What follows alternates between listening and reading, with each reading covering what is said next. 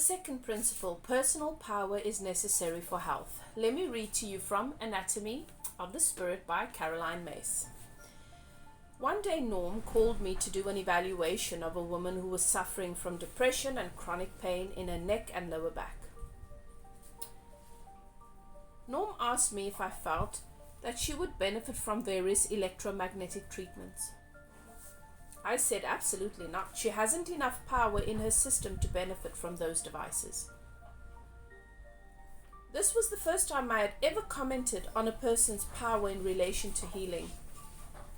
Norm asked me to elaborate, and only then did I realize that I had what I had just said. Suddenly I had an entirely different sense of the human energy system as an expression of personal power. I explained to Norm that this woman's attitude had caused her to lose power in her life. She felt inadequate, I said, was always looking for approval, and had a tremendous fear of being alone. Her self-esteem was based only on her ability to control others, primarily her children. Her fears and inadequacies were like a black hole, magnetically drawing everyone, particularly her children, towards her, only to crush them eventually.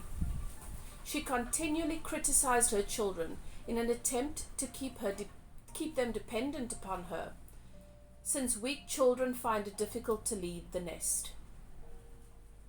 She found flaws in their every accomplishment, whether scholastically or sports related, because she could not risk empowering them with emotional support. Because controlling others requires a tremendous investment of energy, and because she never actually felt in control, she was continually exhausted. A chronic pain was also the result of her inability to control others. By the time she arrived in Norm's office, she looked defeated. This woman could not cope with the inevitability of her children leaving home. Yet she denied that she acted in anything but her children's best interest. In her own view, she was a supportive mother a supportive mother because she provided her children with a clean home, healthy food, and decent clothing. Yet she systematically strove to undermine their emotional development, a fact that she could not admit. Since conventional medical treatments had not helped her, Norm was considering an alternative approach that included psychotherapy, cranial stimulation through an electric device, and color and light therapy. If she had used these techniques, I realized she might have benefited for a week or maybe a month, but she would not heal completely until she gave up her pathological struggle for control. That afternoon I saw that for an alternative therapy to succeed, the patient must have an internal concept of power, an ability to generate internal energy and emotional resources, such as a belief in his or her self-sufficiency. This woman had only an external concept of power, which she drew from an external source, her children.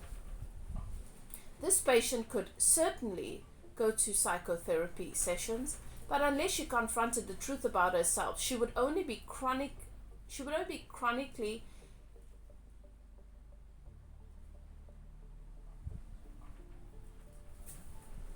her complaints for an hour a week. And that's what a lot of people do, is they just complain in therapy, they just talk. And this is why I really enjoy the work I do, because as a coach, I point out certain things and I don't enable my clients to just recalibrate and add more momentum to their victimhood and to their complaints. And if there is no readiness for them to recognize their role in their own experience, then I suggest that they come back to me at a later stage when they're ready. Okay. No actual healing would take place.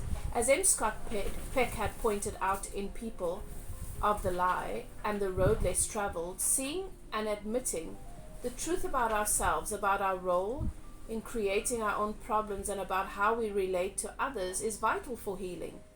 Evaluating this woman gave me insight into a role of power in our lives and our energy systems. Power is at the root of the human experience.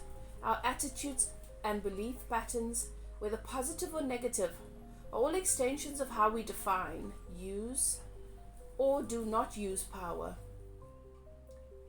Not one of us is free from power issues. We may be trying to cope with feelings of inadequacy and powerlessness, or we may be trying to maintain control over people or situations that we believe empower us. Or we may be trying to maintain a sense of security, a synonym for power, in personal relationships.